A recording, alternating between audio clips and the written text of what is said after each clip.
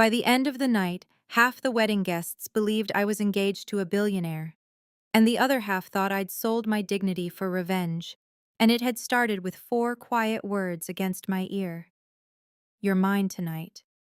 But at the time, I didn't know if it was protection or possession.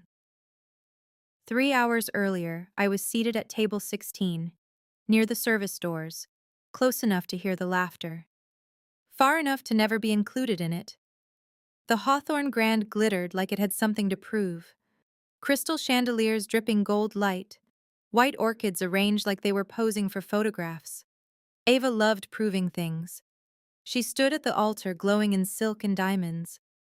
My stepsister, my former best friend, my replacement. And beside her, Caleb Reed, the father of my daughter. "Mama," Mila whispered beside me, legs swinging under the table. "Why are we so far away?" "Because we get the best view of the cake," I said lightly. She accepted that. Answer. Children are merciful like that. Across the table, 2 women leaned toward each other. "That's her." "The ex?" "The one with the kid." I kept my smile in place. I didn't care what they thought of me, but I cared what they thought of her. The ceremony blurred.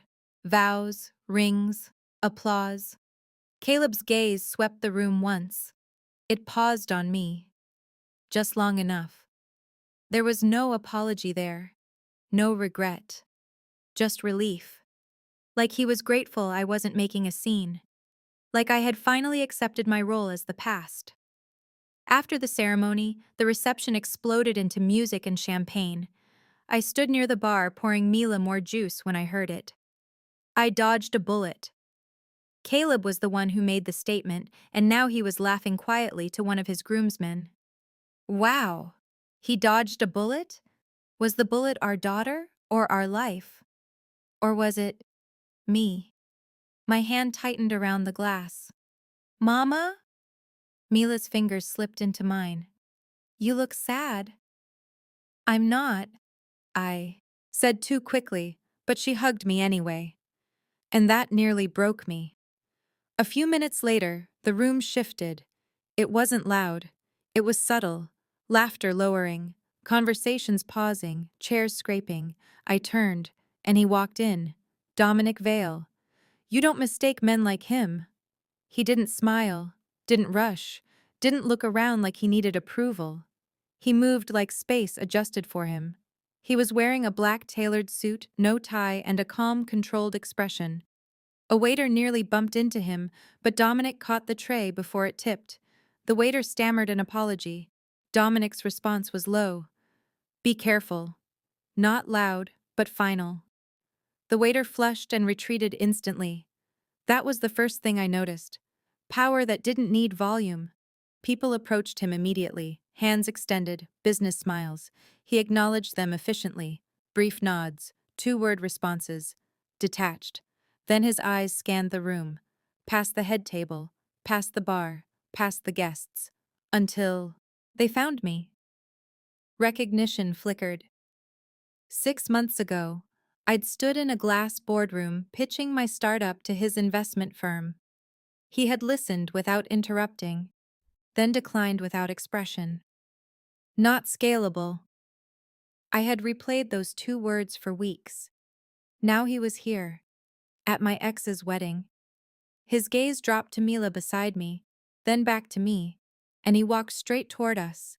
Every head in the ballroom followed him. He stopped at our table. "Miss Bennett?" He called out quietly like this wasn't the most watched interaction in the room. "Mr. Vale," I replied. Mila tilted her head at him. He crouched slightly, not fully, just enough to meet her eyes without towering. "I like your shoes," he said. She beamed. "They light up." I noticed. He stood again, and now he was closer, close enough that I could feel the warmth from him. "You shouldn't be sitting back here," he said quietly. "I'm fine." His gaze shifted briefly toward the bar where Caleb was laughing. "No," he corrected calmly. "You're enduring." The word hit harder than it should have. Music shifted. The first slow dance. Dominic stepped closer, close enough that the scent of his cologne replaced the champagne in the air. "You're mine tonight," he said. My breath caught. "I don't belong to anyone." "I know." He extended his hand. Not demanding, not dramatic, waiting. "Let them think you do." Across the ballroom, Caleb had noticed him now, and for the first time that night, he wasn't smiling. Whispers spread quickly. "That's Dominic Vale. He just shut down 3 companies last quarter. He owns half the city. Why is he talking to her?" Heat climbed up my spine. Several thoughts were running through my mind. Should I stay seated, stay small, stay the woman he dodged, or stand up and become something no one expected? Dominic's hand didn't move. He didn't pressure, didn't look impatient. He simply waited. That was more powerful than a demand. I placed my hand in his. A soft ripple moved through the ballroom. He led me to the center of the floor. No rush, no spectacle. His hand settled at my waist in a firm and steady manner. The music slowed.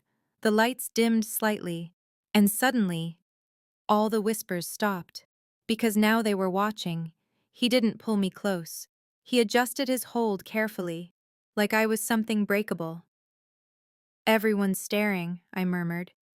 "They were staring before," he replied. "Now they're recalculating." The difference sent a quiet thrill through me. Across the floor, Ava's smile tightened. Caleb's jaw hardened. Dominic's hand pressed slightly at my waist, grounding, not claiming, grounding. "You don't have to do this," I whispered. "I know." "Then why are you?" His gaze never left mine. "Because I don't like watching power used cruelly." The words were soft, but there was steel underneath them, the kind of steel that destroyed boardrooms. But with me, it felt like protection. And as the music carried us slowly across the floor, for the first time that night, I didn't feel like someone's past. I felt chosen. The first thing I noticed was how controlled he was. The second, how careful. Dominic didn't pull me close. He adjusted his hold like he was calibrating something precise. His palm rested at the small of my back, warm through the silk of my dress. Firm, but not possessive. The orchestra softened. We moved slowly across the floor. Across the room, Caleb was staring. Ava wasn't smiling anymore. "Is this business?" I asked quietly. "No." "Because your assistant mentioned Reed Industries." "That's business. And Caleb owns Reed Industries." "Yes." The admission was calm, unapologetic. I swallowed. "So this isn't leverage?" His eyes sharpened slightly. "If I wanted leverage," he said softly, "I wouldn't make it public." That answer did something to my pulse. He wasn't flustered, wasn't defensive, he was certain. The music dipped lower. His thumb shifted slightly at my waist. "Look at him," Dominic murmured. "I'd rather not." "Look." He ordered again, and I did. Caleb's expression wasn't relaxed anymore. He looked disturbed, like he was calculating something. "He underestimated you," Dominic said quietly. "And you didn't?" "I don't underestimate women who walk into rooms designed to humiliate them." The words struck deep. I searched his face. There was no pity there, only recognition. The music ended. Polite applause followed. Dominic didn't let go immediately. He leaned closer instead. "May I meet your daughter properly?" That caught me off guard. "She already likes you." "I prefer consent." The answer was quiet, serious, and somehow devastating.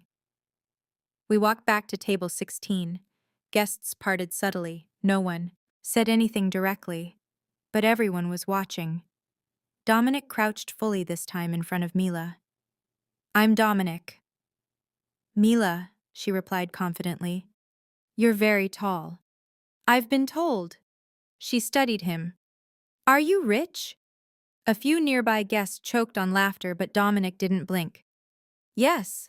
She nodded like that was acceptable. Okay? He smiled faintly. May I sit here?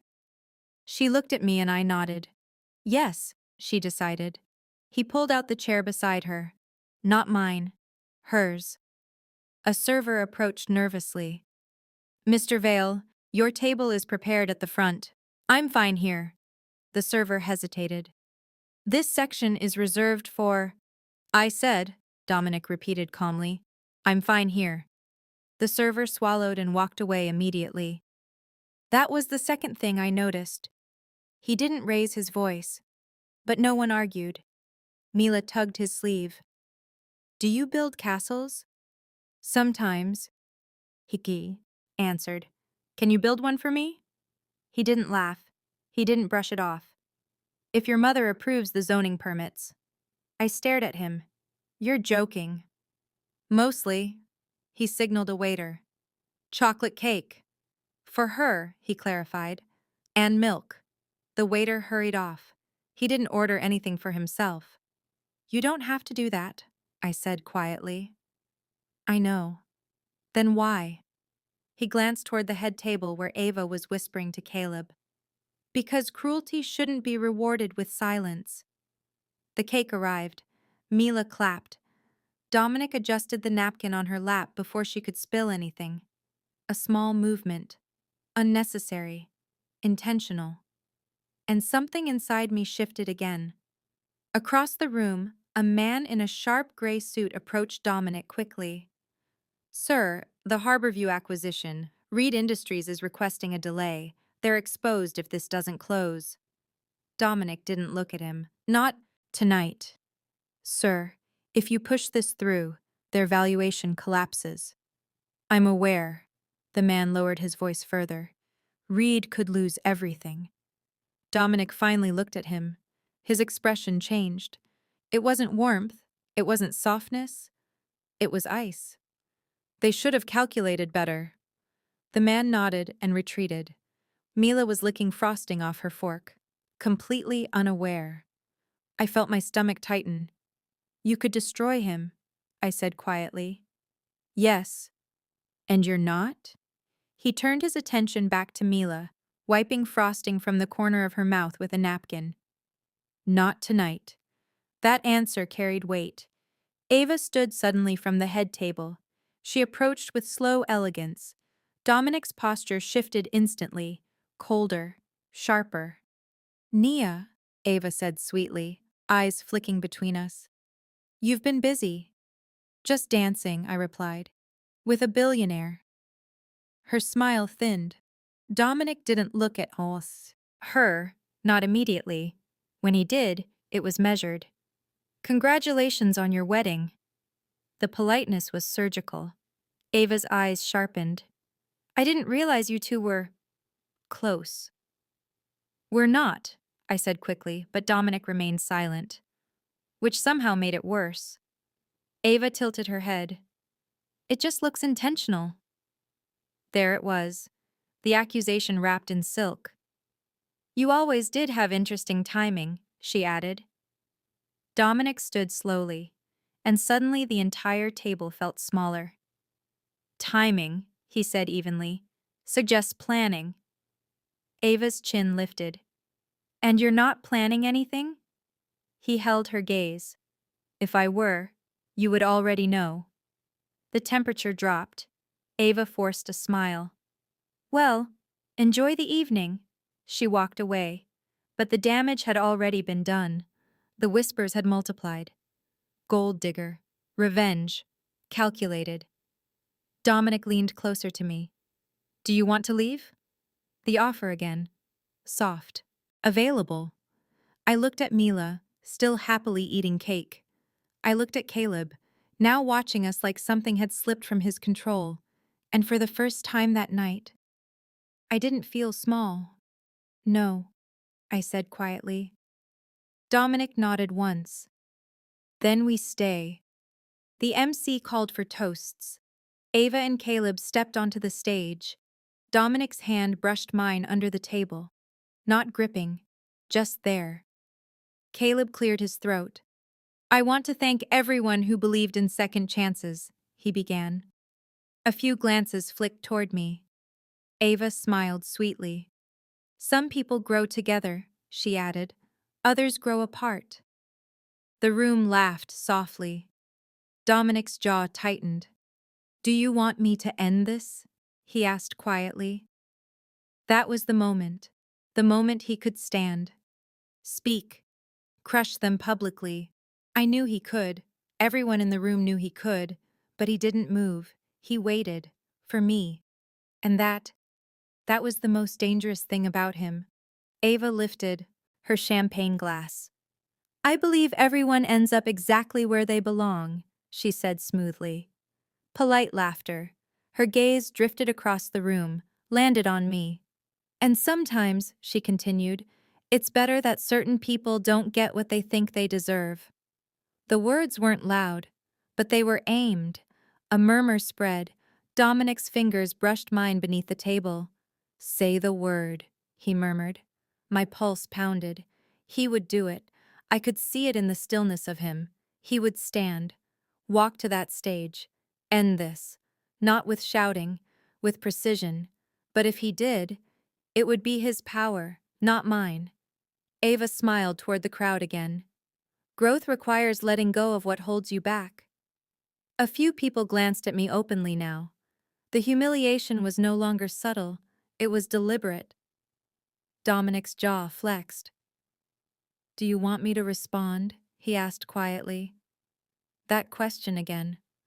Always offered, never forced. My chest burned. I could let him crush them, or I could stand. I pushed my chair back. The scrape echoed louder than it should have. The room quieted instantly. Dominic didn't stop me, didn't grab my arm. He stood too, but half a step behind me, present, not leading. I walked toward the stage. Every whisper followed me. Ava faltered slightly as I approached. Yes? She asked lightly, though her grip on the glass tightened. I didn't glare, didn't tremble. I simply took the spare microphone. I wasn't planning to speak, I began evenly. The room went still. But since we're discussing growth, I let my gaze move across the guests. Caleb shifted uncomfortably. I'm grateful. Confusion flickered across Ava's face. Grateful, she echoed. Yes. I looked directly at Caleb. Because sometimes losing someone isn't a loss. The silence deepened. And sometimes being left behind, I continued, is the best thing that can happen to you. A few people shifted in their seats. I didn't lose anything tonight. My voice didn't shake.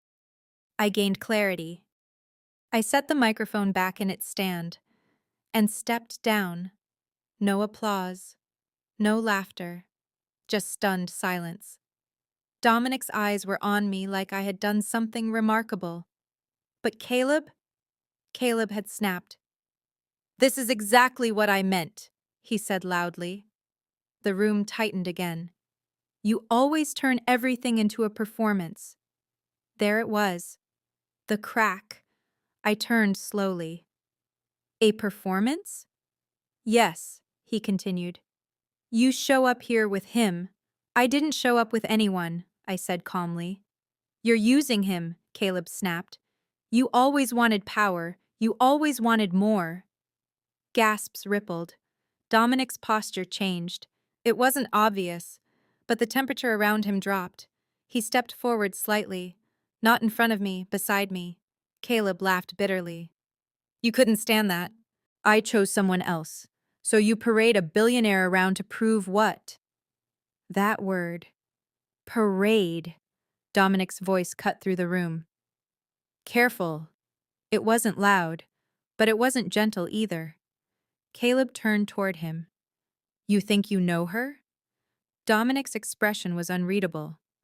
No, he said evenly, but I know how to recognize insecurity. A ripple moved through the crowd. Caleb's face flushed. This is business for you, he accused. You're negotiating with my company, and you think dancing with her won't affect that? There it was. Public. Dominic didn't deny it. He looked at Caleb like he was evaluating a contract. Your valuation, Dominic said calmly, isn't influenced by who I dance with. Caleb scoffed. You could destroy us. Yes. The word fell flat and heavy. The room went silent. Dominic stepped closer now, measured. You built a company dependent on external partnerships, he continued. That was your decision. Caleb's confidence faltered. You wouldn't. Dominic interrupted quietly. I don't confuse business with personal weakness. His eyes shifted briefly to me, then back. But I do recognize cruelty when I see it. The message was clear. Caleb swallowed. Ava stepped forward quickly. This is my wedding, she snapped.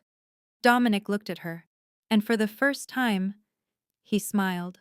It wasn't warm, it wasn't charming. It was lethal. Then perhaps, he said softly, you should protect it better. The air fractured. Caleb looked between us, losing ground by the second. You think she needs you? He demanded. Dominic didn't hesitate. She doesn't. The room stilled again. And that, Dominic continued calmly, is the difference. My breath caught. Caleb's voice dropped. There are things you don't know about her. Dominic didn't blink. Then I'll learn. Certainty. Unshakable. I felt something inside me settle. This wasn't revenge. This wasn't leverage. This wasn't performance. This was choice. And for the first time in years, I wasn't being chosen. I was choosing. I don't belong to him, I said clearly, looking at Caleb. Dominic's hand hovered at my waist, but didn't grip. And I never belonged to you. The words landed like thunder. Caleb had nothing left. Ava said nothing. The room had shifted, not toward Dominic, toward me. Dominic leaned slightly closer. Are you ready to leave? This time, I nodded. He didn't rush, didn't display victory. He simply offered his arm, and I took it. As we walked toward the exit, the whispers followed, but they weren't mocking anymore. They were uncertain. Outside, the night air wrapped around us. Cool, quiet.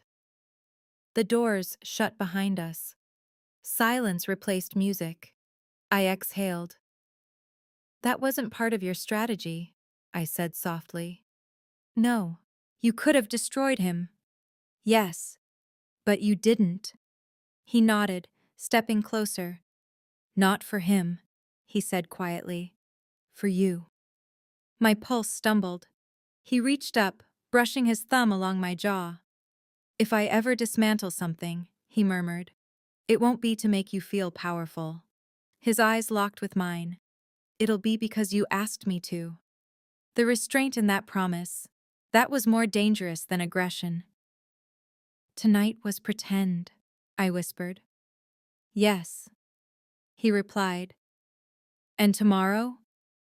He stepped closer still, close enough that my breath changed. Tomorrow, he said softly. I earn you. And when he kissed me, it wasn't rushed, wasn't dominant, wasn't for spectacle. It was slow, measured, certain. And for the first time that night, I wasn't someone's past, I was someone's choice. The kiss didn't feel like victory, it felt like a beginning. When he pulled back, he didn't smile smugly. He studied my face, searching. Too much? He asked quietly. The fact that he asked did something to me. No. His thumb brushed slowly along my jaw, then dropped, as if even that small touch required permission. Inside the ballroom, music rose again. Laughter resumed. The wedding continued without us, like it always would have. Mama! Mila burst through the doors, one of the waitstaff following behind her. There you are, she exclaimed. Everyone's throwing flowers. Dominic stepped back immediately, not hiding, just giving space. Are we leaving?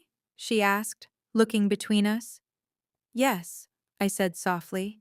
Dominic crouched again, that effortless shift from power to gentleness. Did you have enough cake? He asked her. She nodded. 2 pieces. He looked impressed. Reckless, she giggled. I'll walk you to your car, he said, glancing at me. If that's all right. He always phrased it like that. If that's all right. We stepped into the cool night air. The city hummed softly around us. He opened the car door for Mila first, helped her buckle in, checked the strap twice. He didn't look like a man who owned skyscrapers. He looked like a man making sure a child was safe. When he closed the door, he turned to me. I meant what I said. About earning me? Yes. That sounds very corporate. A faint smile. Then let me rephrase. He stepped closer, slow enough that I could step back if I wanted. I want the chance to know you outside of a crisis. My heartbeat steadied instead of racing. No ballroom? No audience. No leverage? His eyes sharpened slightly. I don't need leverage with you. The way he said it wasn't cocky. It was certain. When? I asked. Tomorrow. That's soon. I'm decisive. A pause. But I can wait, he added quietly. The offer mattered more than the certainty. I studied him in the dim streetlight. The man who had been ice cold inside that ballroom now looked almost careful. You're very different with me, I said. I know. Why? He didn't hesitate. Because you don't look at me like I'm something to survive. That answer landed deeper than any grand confession. I swallowed. I'll text you. He nodded once. Good night, Nia. He didn't try to kiss me again, didn't touch me, just stepped back and let me leave. 2 weeks later, he didn't flood my phone, didn't send extravagant gifts, didn't post anything on social media. He showed up, on time, every time.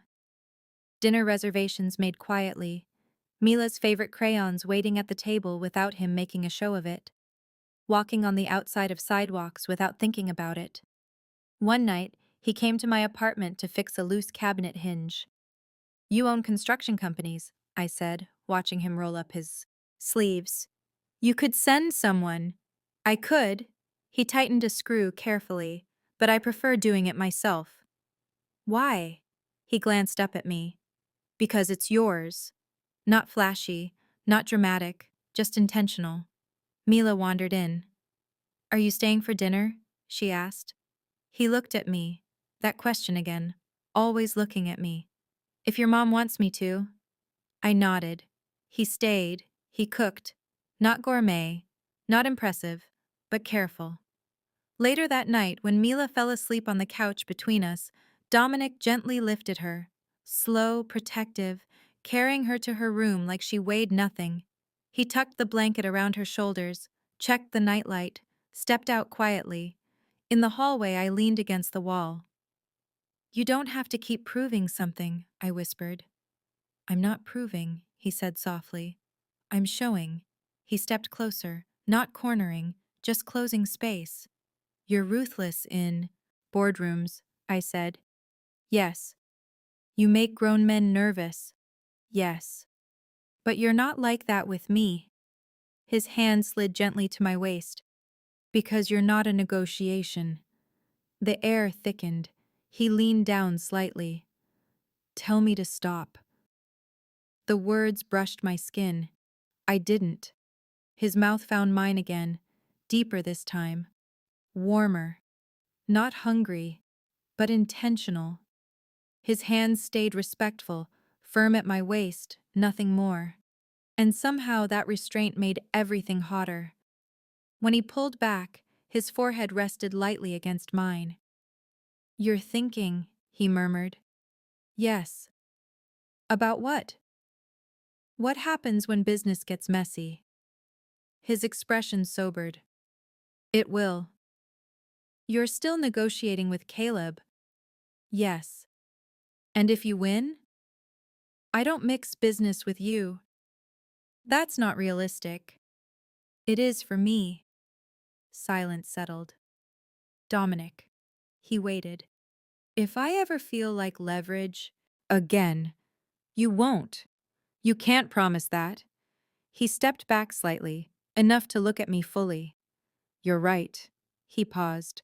But I can promise you'll never find out accidentally. Honesty again. Raw. He didn't hide complexity. He acknowledged it. And that, more than power, made me trust him. 3 months later, the deal with Caleb's company collapsed. Not because of Dominic, because Caleb had mismanaged funds, publicly, messily. Dominic didn't comment, didn't gloat, didn't retaliate. When I asked him why, he simply said, I don't dismantle men to impress women. The simplicity of it stunned me. That night, he came over late.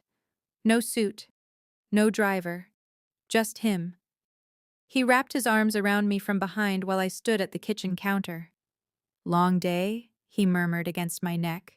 Yes, mine too. Ruthless? Only a little. His lips brushed softly just below my ear. I prefer this version of you, I whispered. Which one? The one who waits. He turned me slowly. Then keep choosing me, he said quietly. And this time when he kissed me, it wasn't careful anymore. It was certain. Warm hands, slow pressure, a low exhale against my mouth. He lifted me gently onto the counter without breaking contact. Not rushed. Never rushed. His hands slid to my hips, holding, not taking. Still yours? He murmured softly. I smiled faintly. No. His brow lifted slightly. I'm choosing you. And the look in his eyes, that was the moment he fell completely. Power doesn't disappear quietly. It waits. And 3 months after the wedding, it came back. Not from Dominic, from Ava. The headlines hit first. Reed Industries facing investigation. Financial irregularities suspected. I didn't click it. But Mila's school parents did, and whispers travel fast. By afternoon, my phone buzzed. Ava, I let it ring twice before answering. You're enjoying this, she said without greeting. I'm not enjoying anything. You knew. I didn't. Dominic did. There it was, the assumption that any shift in power had to be engineered. Dominic doesn't dismantle companies for sport, I said evenly, a sharp laugh on the other end. You think you're different? You think he won't use you when it benefits him? I stayed calm. You don't know him. I know men like him. Do you? Silence. Then softer. Be careful, Nia. The line went dead. That night, Dominic arrived later than usual. Not tense, not angry, just quiet. He loosened his cufflinks on my couch and looked at me steadily. You heard? Yes. I had nothing to do with it. I know. His eyes searched mine. You believe that? Yes. He exhaled slowly. Good. He sat forward, elbows on knees. I did know their books were unstable. I appreciated that he didn't lie. But you didn't trigger it. No. Would you have? His jaw flexed once. If they threatened you. The honesty wasn't comfortable, but it was real. Dominic. Yes. I don't want protection that costs you your integrity. He leaned back slowly. And I don't want love that costs me yours. Silence filled the room. Not heavy, just true. He stood, walked to me, not dominating, just present. I won't destroy anyone for you, he said quietly. But I will stand in front of you if they try to. My throat tightened. That's different. Yes. His hand brushed mine, gentle, waiting. I don't need saving, I said again. I know. Then why do I feel safer with you? His voice lowered. Because I don't need you to be smaller for me to feel powerful. That was it. Not dominance, not possession, not revenge, space. He gave me space. And stayed anyway. 2 weeks later. The investigation became public. Caleb stepped down as CEO. Ava stopped attending events. The city moved on, but rumors didn't. A parent at Mila's school approached me one afternoon. "You must feel vindicated," she said carefully. "I don't." "But he left you." "Yes."